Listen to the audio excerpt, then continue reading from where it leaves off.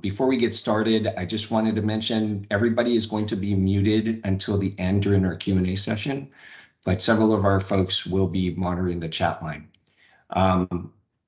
Before I turn it over to Daren, I did have one last question for you. Please, go ahead, Barry. Did you see the movie last night? It was about a robot that went skinny dipping. It was very shocking. I missed it, Barry. It was very shocking, Daren. Took me a second, but you got me. Okay, well, we got the dad joke out of the way. So without further ado, Daren, I am going to turn it over to you.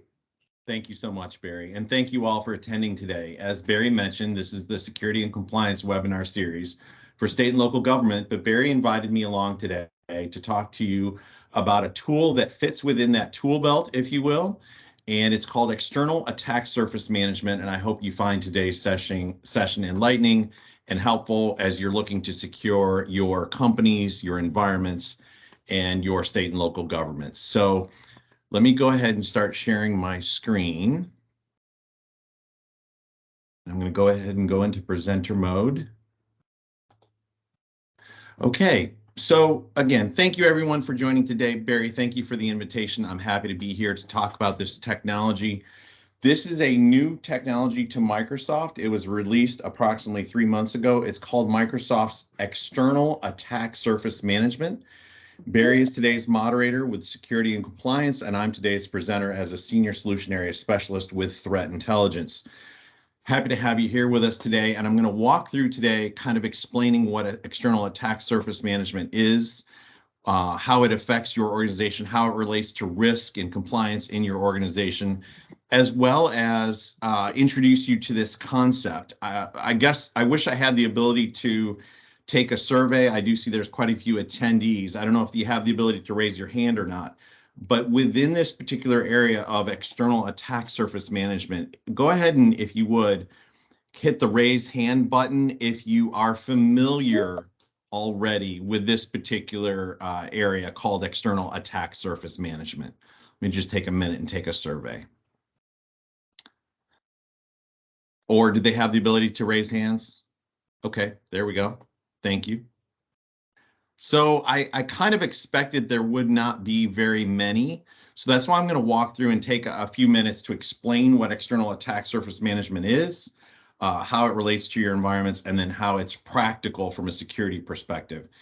So tying the attack surface to your risk framework, a lot of times, as Barry referenced already, we're mostly concerned with what does the interior of our home or our house look like.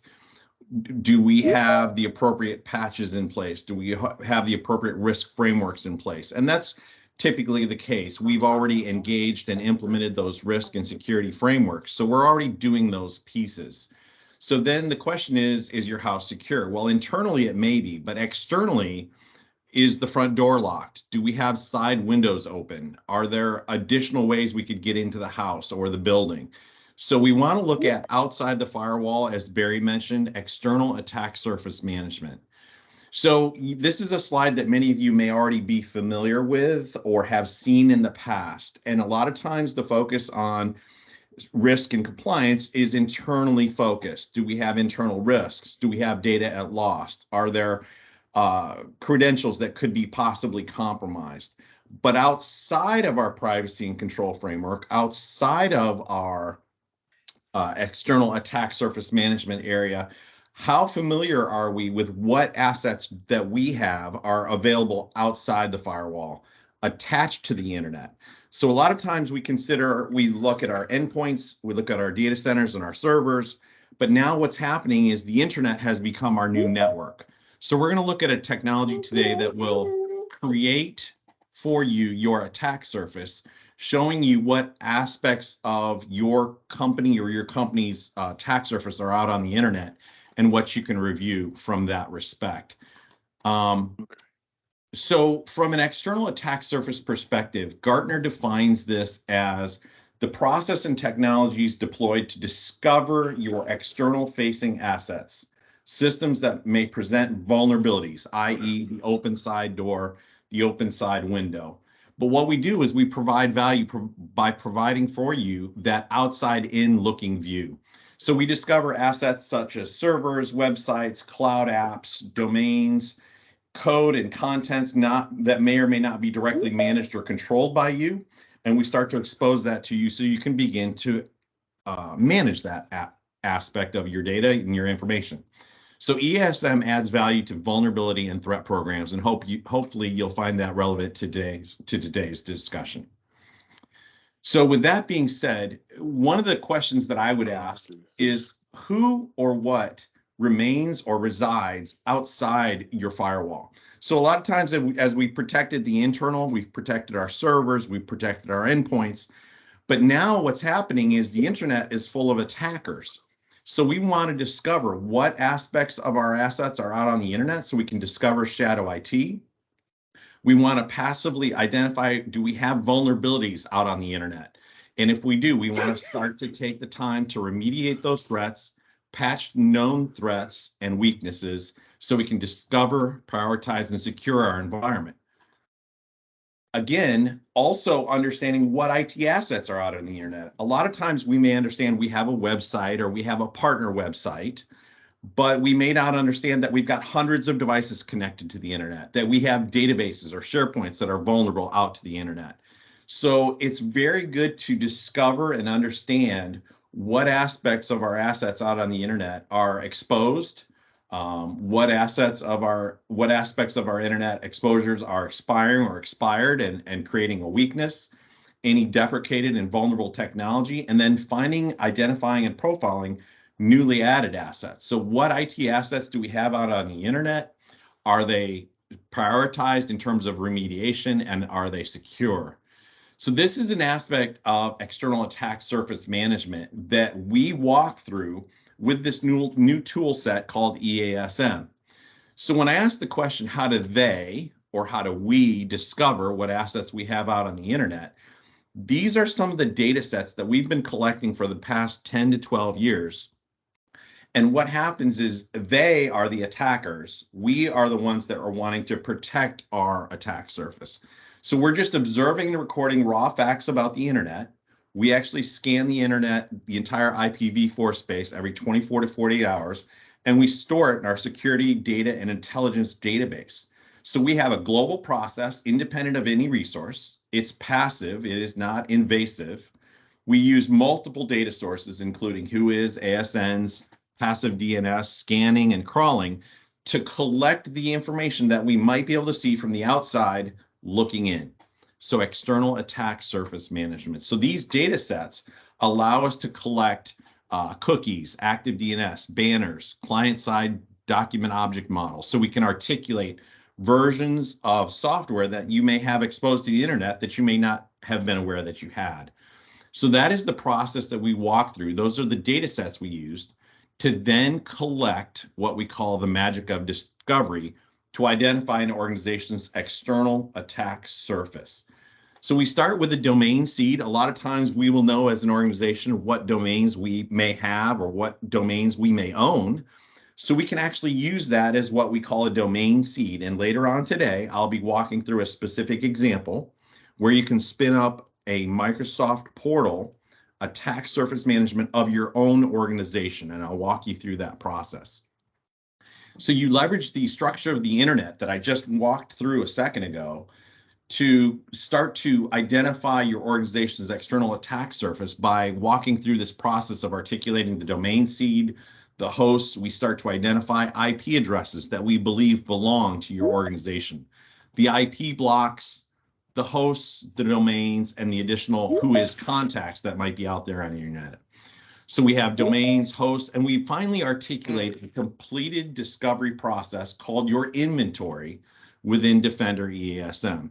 So once we've walked through that whole process, we then start to give you what we call an articulated attack surface, which shows you and defines for you your assets that we were able to crawl and find through an internet search of open source intelligence sources. And we are able to articulate your domains, your hosts, down to the page levels, SSL certs, autonomous system numbers, IP blocks, IP addresses, and WHOIS contacts. So those are things that are typically being used to register websites and register SSL certs. So all of that information is now available to yourself to understand, what do I look like facing out to the internet? We then take that and we prioritize in terms of a high, medium, and low severity aspect, things that may need more urgent attention, things that could use attention over time, and things that might be considered low severity observations, which would be like internet hygiene. So those types of things from a security and a compliance framework perspective, risk framework perspective, says, what things do I have on the internet that are exposed, A, and vulnerable, B, so that I can begin to start to take remediation efforts against those specific examples. So that's a sample. We'll get into a little bit more of this when we step into the demo. I also want to touch on another tool that Microsoft released called Microsoft's Defender Threat Intelligence. This is another look at the same, another lens at looking at the same data set, so where we can gain insights on the intent, the capabilities, the opportunities, and context of threat actors and adversary threat infrastructure, with the goal to prioritize what actions we need to take and improve decision making. So that is how Gartner defines threat intelligence, and we're going to touch on Microsoft's Defender Threat Intelligence tool as well as we walk through this process. So again, EASM, as Barry alluded to, is a mouthful. It's called External Attack Surface Management. We expose your digital assets. We do live monitoring and automated inventory of the assets that are connected to the internet. And we observe the risks and attack exposure that you might have. And you can also monitor third-party and digital supply chain vulnerabilities as well. So that's what we call your EASM, as well as threat intelligence to analyze, investigate, and respond to adversaries and threats of cyber criminals, hacktivists, nation states, and malicious infrastructure. So those are the two tools we're going to be talking about and looking at today. So we just want to talk again briefly about the security challenges that we all have and we all face in real life. As we're all transforming our digital assets out to the cloud, it's creating hidden and risk exposures. So we're going to help you discover your digital assets and automate that change detection with external attack surface. Vulnerabilities are easier to access and exploit, and we're going to walk through a very specific example that has been in the news within the last month that will help you prioritize your vulnerabilities and exposures based upon real-world exploitations, as well as adversary threat infrastructure. What are the adversaries doing? What is their infrastructure adapting to begin to attack us? And how can we identify that? And then more than 50% of the breaches originate within a third party. So we can map and monitor partners and associations with our organization and with our company by identifying their domains and that seed domain process and discovering their attack surfaces as well to ensure that they are secured as we go forward in this digital state. So for MDEASM, we have a demo. I'm going to walk through that demo, and I have some specific articles that I'm going to reference. Before I get into the demo, any questions or observations, Barry, that have come through chat that are related to EASM?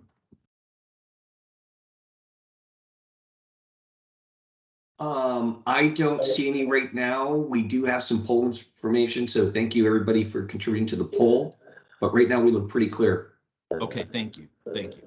So let me go ahead and get into the use cases specifically, and that may start to engender some ideas or some questions. So I have two articles that I've pulled up around a recent Iranian Log4 shell attack that was used against the US federal government. They used a known exploit around Log4 shell, which, if we can all recall, SolarWinds and the Log4 shell vulnerability has been around for quite some time. So that being the case, those cyber threat actors exploited that Log4 shell vulnerability in a keyword unpatched VMware Horizon server and began to install crypto mining software to help gain some financial resource, as well as to hide or obfuscate the fact that their real intent was to get to the domain controller and expose additional assets. So with that being said, let me go ahead and escape the presentation mode. Let me go over to my demonstration area and walk through a couple of these articles. While that's the case, I think Lee has a question if anybody would like to take that real quick.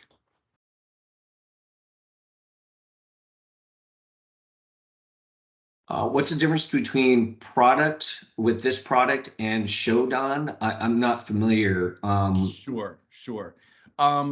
In terms of Shodan is a very similar product where Shodan collects a lot of similar information, but we have that we have presented. It's very similar in nature. But we feel we go beyond their aspect because we actually crawl down to the page level. We have services, cookies, and trackers. So we go beyond what Shodan can provide, and we provide a lot of that in our Microsoft Defender Threat Intelligence. And I'll touch on that later because as I walk through this example, you'll see samples of how we do that. So within these examples, this is the CPO magazine article, and CISA identified. Go ahead. Was there a question? No. Okay.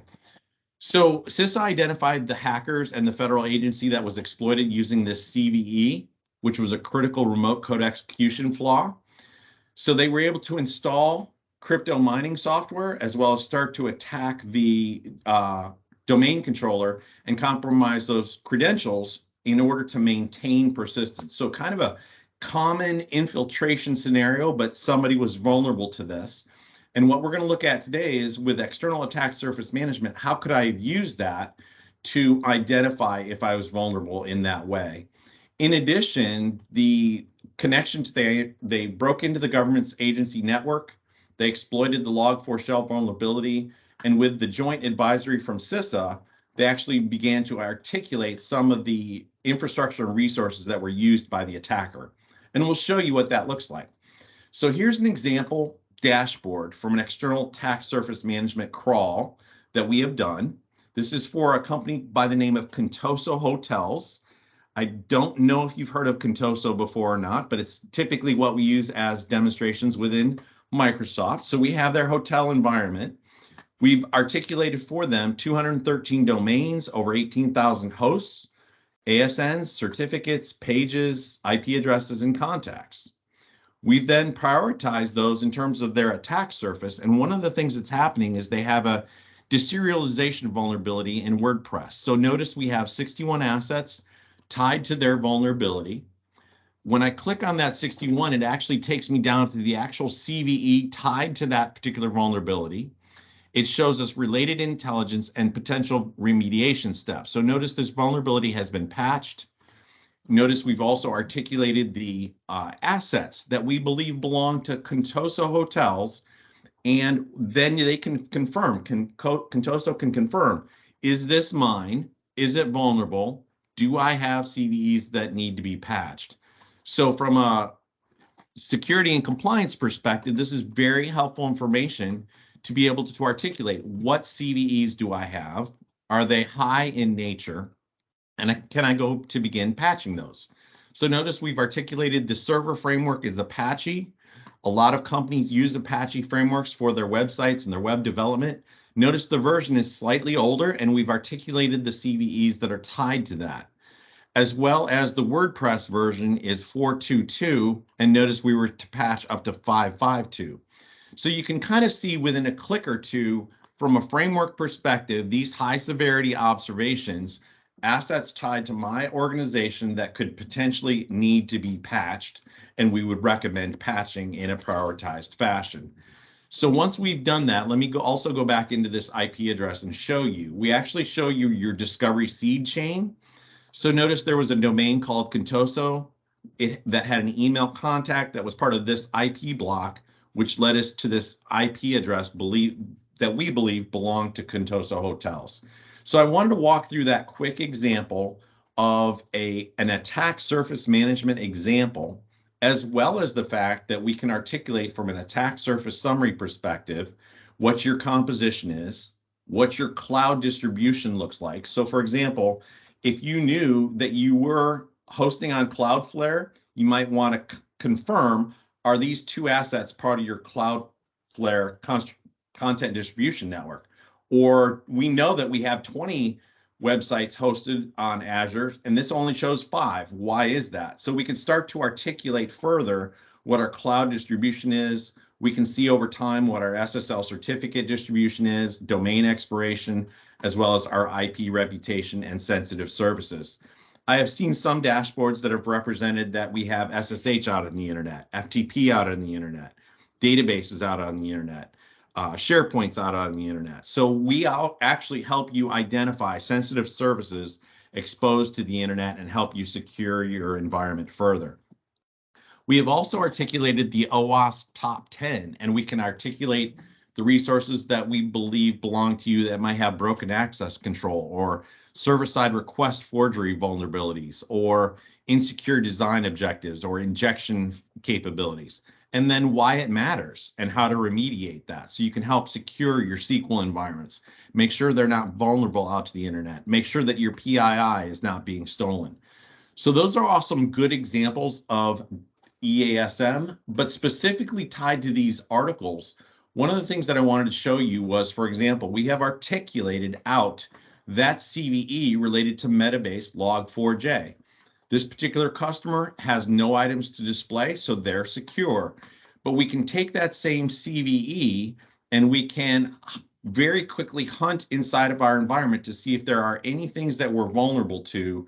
And we have a list of 92 high severity assets that we can search, that we can filter on, and we can begin to make sure that we're secure across many of these vulnerabilities. There have been about 3 or 4 in the past month and a half, and we've all articulated those particular attack surface vulnerabilities into our environments.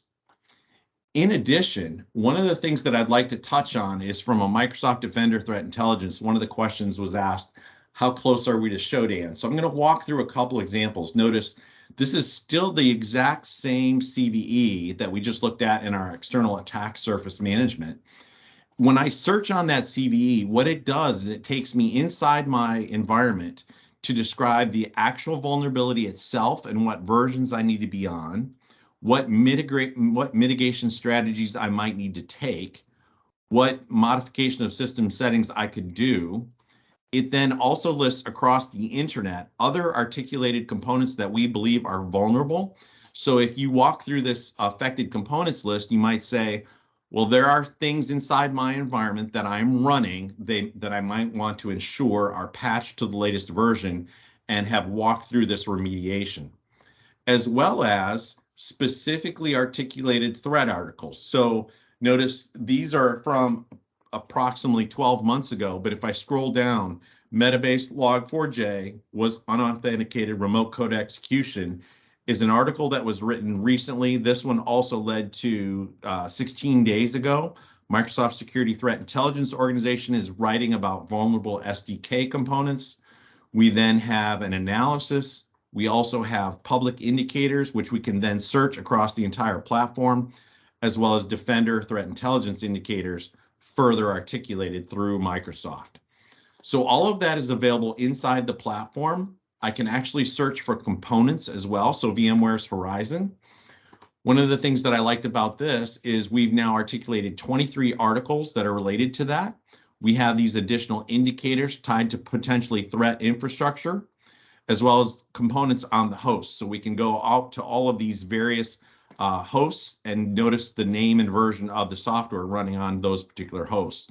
So if you wanted to articulate either your environment or a partner's environment, you could actually start to do that through our threat research portal called Microsoft Defender Threat Intelligence. One of the other things that I wanted to show was through the CISA article, notice the 5189 IP address. I did a search on that and we found where it was hosted. It was recently seen as of December 7th, which is yesterday. I mentioned that we scour the internet every 24 to 48 hours, so that's still active. It's part of this net block, part of this autonomous system number ASN, hosted by this organization running Ubuntu Linux. It's tied to a cyber threat intelligence organization called Phosphorus. So if we look at that organization, that is something that Microsoft is starting to articulate through our cyber threat intelligence module, where we have articulated this threat actor called Phosphorus. We give a summary of who they are and what they're doing. We give a summary of their tactics, techniques, and procedures, as well as basically threat intelligence indicators that we believe belong to that particular threat actor organization. So notice within a few clicks, I've searched the CISA IP address and I found the threat actor. I've found additional indicators tied to that threat researcher, and I can start to concern my environment with that threat intelligence information, as well as another IP address. So to the gentleman's question about Shodan, very similar. If I look through my data sets, we have data sets going back for the past 10 to 12 years. Notice 08 registration, 2010 registration, 2017 registrars. We have SSL certificates tied to this IP address, recently seen 12/6/2022, tied to additional 13 IP addresses. We have components that are tied to those IP addresses. So we have the operating system is Windows running RDP, IIS. So we have a web server running remote access and other services, as well as threat articles tied to that. So this 182.54 ties us to a given threat article about the Iranian-aligned threat actor. So notice from a single click perspective, from a single search perspective, we're giving companies and organizations the ability to very thoroughly articulate what their attack surface looks like and what their threat intelligence looks like. So the two sides of the lens that I pointed out earlier. So those were the examples that I wanted to walk through in terms of the Iranian log4 shell example, and I hope that was helpful. I hope that was relevant. And what I'd like to do at some point, Barry, I'm going to pause and see if any questions came forth. Go ahead. There are a couple of questions, and since you are open to accepting questions, a couple have piled up. Okay. Can this be used with on-prem hosted or just in the cloud / Azure? So it is really both, in the sense that if the asset is connected to the internet, we actually are able to articulate and crawl, as I mentioned earlier. Our scanners, our crawlers touch the entire IPv4 space. So whether it's on-prem or cloud, we're going to search for that particular open IP address. We will articulate as we can passively, not active scanning, but passive scanning. We will try to articulate down to the version, the OS, and some of the examples that I just showed you. So the answer to that question is both. Was there another question, Barry? Yes. Go ahead. How would this product report zero-day vulnerabilities as an example, Microsoft Exchange on-prem rewrite?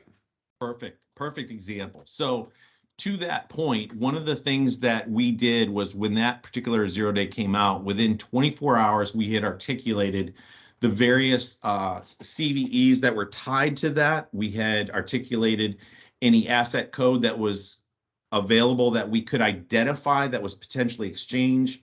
We then tied in the advisory. So you can see it's a clickable link. That's the security advisory. So if I take that and click on that, I'm now actually being redirected to Microsoft Security Update Guide, and we can walk through that. So we are basically taking 0 days. There was recently an OpenSSL one as well. When they come out in the news wires, we basically within 24 to 48 hours are articulating those particular 0 days and trying to then throw them into this area of the Microsoft product called External Attack Surface Management, so that we can articulate those 0 days for our customers very quickly and let them know whether they are or are not vulnerable to that particular 0 day. So great question. That's the whole intent of this program and this platform called EASM. Any others, Barry? That appears to be it for now. Okay, very good.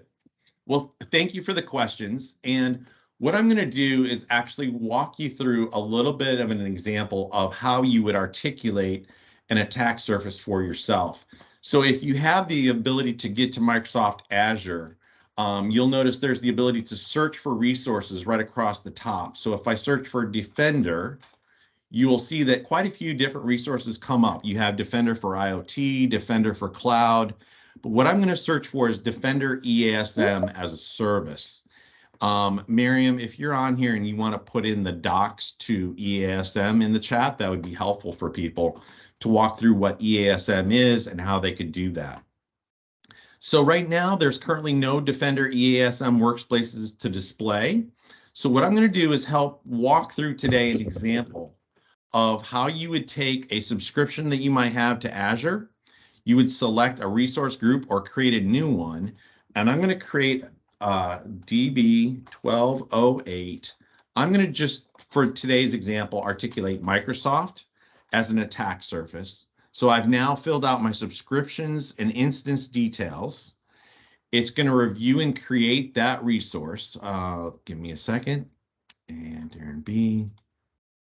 Let me shorten this micro. Do I have any spaces in there? I do. 1208. Review and create. There we go. So now that I've created this resource, what it's doing is it's deploying that resource up into Azure, and it's going to walk me through a 2 to 3 step process of articulating what I would call my attack surface. If you recall from this slide, I showed you the discovery process where you tie in a domain seed. I'm going to show you as well the fact that you can create a custom attack surface. So for example, these are your seed organization names for asset discovery. So I could type in Microsoft. My seed domains could be Microsoft.com. My IP blocks, if I had some, could be 10.24.32.55/24. I could do these example IP blocks. I could do /10/24s. I could tie in any hosts that I knew belonged to me, as well as email contacts, ASNs, and whois organizations. Once I've filled all of that out, so for example, I'm just doing Microsoft organization and Microsoft.com. If I click next, Microsoft.com, let's do Apple.com. And let me get rid of this. Do smaller. Let me do, got caught on that. So let's go with, I'll do acme.com. All right, let's see if we have Acme. So notice the domain is called acme.com, and anything tied or related to acme.com will now be articulated as an attack surface. And notice within 3 steps, within 24 to 48 hours, my attack surface is being built, and it will supply to me my seeds, my inventory, my asset details, as well as the dashboards and reports that I showed you already. So that particular process is now underway, and that will give me a full attack surface of acme.com, which will then result in various dashboards. Those dashboards, as I've already shown you, are related to high severity asset priorities, software-based CVSS distribution. So from a risk perspective, if I have high severity score CVSS values, I can go in and start to articulate those values. And then we get a total assets by state, as well as my attack surface summary and distribution. So that's the examples that I wanted to walk through today, Barry. And I would love to show more if anybody was interested, but that's what I had to share for today. Great, Daren. I don't think there's a question, but Miriam answered it. Thank you, about using